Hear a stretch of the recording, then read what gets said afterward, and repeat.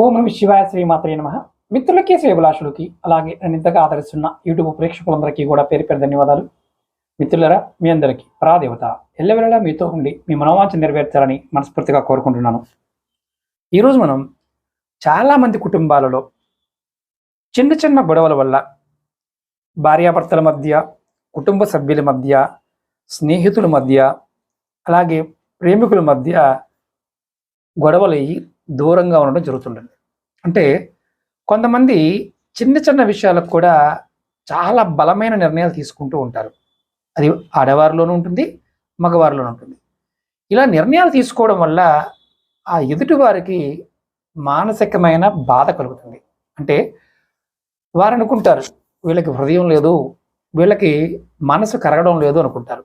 ఇప్పుడు ఈ వీడియోలో జీవిత భాగస్వామి కానీ, కుటుంబ సభ్యులు కానీ వాళ్ళ మనసు కరిగి ఆ వ్యక్తి మీ ఆకర్షణలోకి తీసుకురావడం కోసం ఒక 4 అక్షరాల మంత్రం చెప్తాను. ఇది తాంత్రిక మంత్రం. ఇది మీరు ఎవరినైతే ఆకర్షించాలనుకుంటున్నారో, ఎవరైతే హృదయంలో మీ మీద ఎటువంటి భావం లేకుండా మిమ్మల్ని కరుడుగట్టిన తీవ్రవాదిలాగా చూస్తున్నారో అలాంటి వారు మనసు మారడానికి మీరు ఈ మంత్రం చేయాలి. ఎవరైతే వ్యక్తి ఉంటారో ఆ వ్యక్తి రూపాన్ని, మానసికంగా ప్రతిబింబాన్ని మనసులో ఉంచుకొని ఈ మంత్రజపం చేయాలి. ఈ మంత్రజపానికి సంఖ్య పాయింట్ ఆఫ్ వ్యూలో పరిమితి లేదు. అంటే మీరు ఎంతైనా చేయవచ్చు. అంటే మీరు ఎప్పుడైనా చేసుకోవచ్చు. దీనికంటూ ఒక పరిమితి లేదు.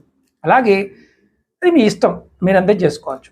ఈ సాధన ప్రతి రోజు చేయాలి.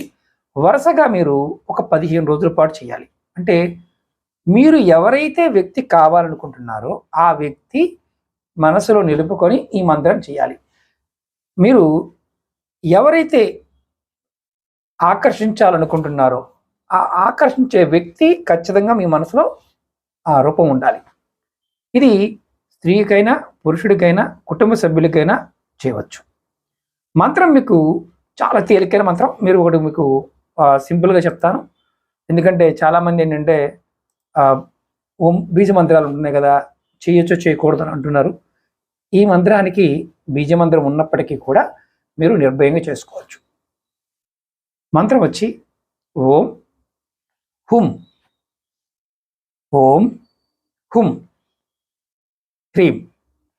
మళ్ళీ చెప్తున్నాను, ఓం హుం ఓం హుం హ్రీం. ఈ మంత్రాన్ని వీడియో డిస్క్రిప్షన్లో కూడా పెడతాను. ప్రయత్నపూర్వకంగా చేయండి.